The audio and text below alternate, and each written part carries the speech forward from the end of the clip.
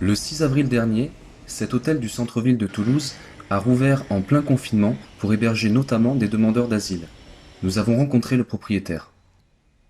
C'est vrai qu'avec le coronavirus, bon, mais il y a eu une fermeture des frontières, il y a eu un arrêt de tout ce qui est activité touristique, les gens étaient confinés. Et quand bien même on avait une autorisation gouvernementale de rester ouvert, eh bien l'hôtel s'est retrouvé à être vide.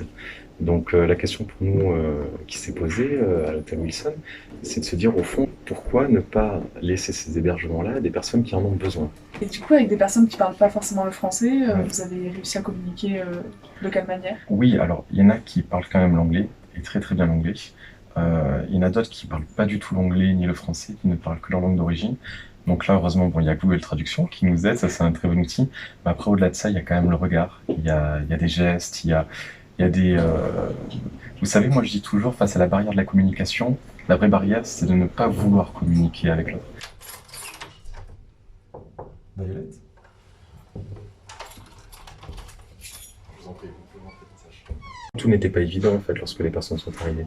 Et eux ne sont pas forcément demandeurs ou n'osent pas demander toujours.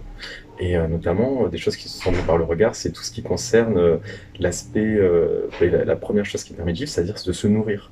Et moi, j'ai pu remarquer, par exemple, dans cet accueil-là, que le fait qu'il n'y ait pas de frigo au début dans l'hôtel, pour leur permettre justement de conserver au frais des choses, etc., allait les contraindre de n'avoir que des boîtes de conserve, tout ce genre de choses. Et autrement, on est là pour le faire dans une bonne harmonie. Une harmonie qu'a pu vivre Rhoda.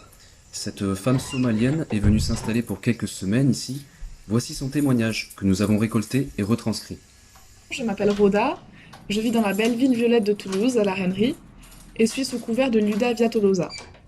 Depuis la pandémie du virus Corona, je suis déplacée et hébergée dans un hôtel où je suis très agréablement accueillie par le gérant et ses employés, et je suis très reconnaissante.